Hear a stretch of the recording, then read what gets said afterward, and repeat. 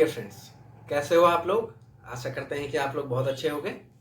और जो कि आज संडे है तो मैं एक फेस टू फेस वीडियो बनाने की कोशिश करता हूं आपके साथ। ऐसे तो हम लोग टैब पे डिस्कस करते ही हैं सारे अपडेट्स।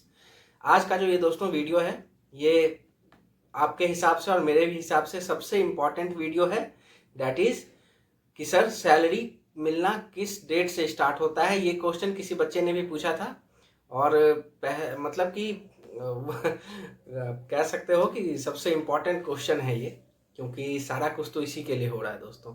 तो चलिए आज इसी पे डिस्कशन करते हैं। जो दोस्त नए हैं, पहली बार चैनल से जुड़ रहे हैं, तो मैं हूं SSC Arnab at Indian Airways और मैं यहाँ पे सारा इन्फॉर्मेशन इस चैनल पे प्रोवाइड कराता हूँ, educational updates as well as different informative video.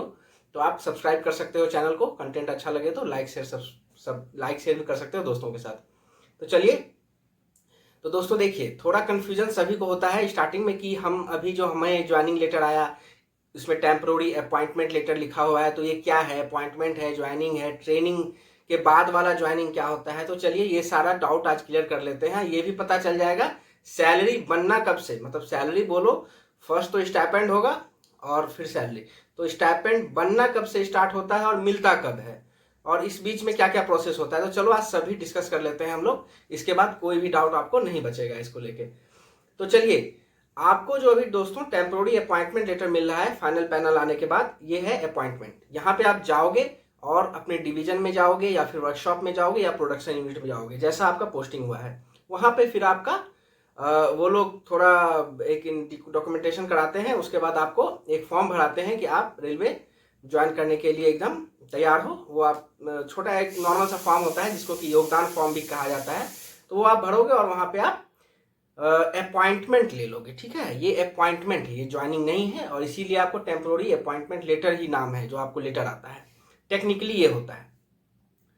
अब इसके बाद क्या है कि पैनल वाइज मेनली जो प्रोसेस है, पैनल वाइज मान लीजिए एक पैनल में 200 बच्चे हैं, 300 बच्चे हैं, तो पैनल वाइज वो ग्रुप में बांटेंगे। वर्कशॉप है तो वर्कशॉप अपने एसटीसी में भेजेगा, डिवीजन है तो डिवीजन को जहां भेजना है, जिस एसटीसी में भेजना है। बहुत बार ऐसा होता है कि सेम ही एसटीसी में दोनों आते हैं, डिवीजन वाले भी आते हैं और वर्कशॉप वाले भी आते हैं, क्योंकि बच्चे तो कम नहीं है, एक एसटीसी लोड नहीं ले पाएगा, तो डिफरेंट डिफरेंट डिविजन्स के जो एसटीसीज होते हैं वहां पे भेजा जाता है। और कभी कभी डिवीजन के जो बच्चे हैं उनको डिपो में भी भेजा जाता है। पहले प्रैक्टिकल ट्रेनिंग कुछ स्टार्ट करा दिया जाता है या फिर किसी डिपो में या फिर किसी प्रैक्टिकल लैब में भेजा जाता है। जैसे आरडीएसओ वाले जो हैं, रिसर्च वाले जो हैं, उनको लैब में या फिर प्रोजेक्ट वर्क जहाँ पे चल रहा है वहाँ भी भेजा जा सकता है। जहाँ भी आपको भेजा जाए ट्रेनिंग पे, वो डिपेंड करता है आपके शेड्यूल पे। वो हम लोग किसी और वीडियो में चर्चा करेंगे।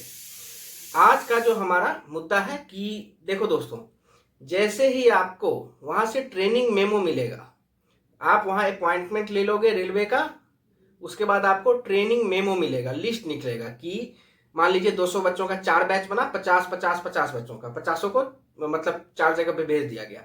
तो वो लिस्ट जो निकलता है उसी को कहते हैं ट्रेनिंग मेमो।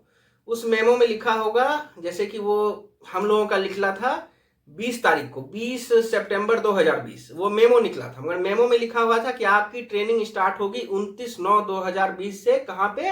तो supervisor training centre Kanchrapara, eastern railway का। तो हम लोग कचरापाड़ा 29 को रिपोर्ट किए थे। तो जिस दिन आप रिपोर्ट करोगे 29 तारीख, उस दिन से आपका साइन स्टार्ट होगा आपके ट्रेनिंग सेंटर में। और ये साइन जो आप करोगे 12 महीना तक, आपका जो भी जहां पे भी साइन होगा, मतलब 6 महीना एसटीसी में, 3 महीना कहीं बीटीसी में, 3 महीना कहीं फील्ड वर्क में, फील्ड वर्क में भी आपको वहां पे साइन करना पड़ता है रोज अटेंडेंस का। ये सारा अटेंडेंस जाता है वर्कशॉप वालों का वर्कशॉप में, डिवीजन वाले का डिविजनल हेडक्वार्टर में।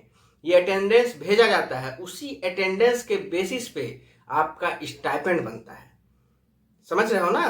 तो जिस दिन से आप साइन स्टार्ट करोगे, समझ लेना ट्रेनिंग में जहां भी आपका ट्रेनिंग स्टार्ट हो, साइन स्टार्ट, स्टाइपेंड बनना स्टार्ट, पैसा बनना स्टार्ट, तो उसी दिन से आपकी सैलरी बोल सकते हो। मतलब स्टाइपेंड है तो सैलरी ही है, बेसिक और डीए आपको मिलेगा, उस दिन से आपका सैलरी स्टार्ट होगा। हाँ, तो दूसरा बात यह है कि क्या तुरंत मतलब अगले महीना मिल जाएगा? नहीं, प्रैक्टिकली ऐसा नहीं होता है। हमारा सैलरी मार्च में आया था, 3 महीना का एक ही साथ मिला था।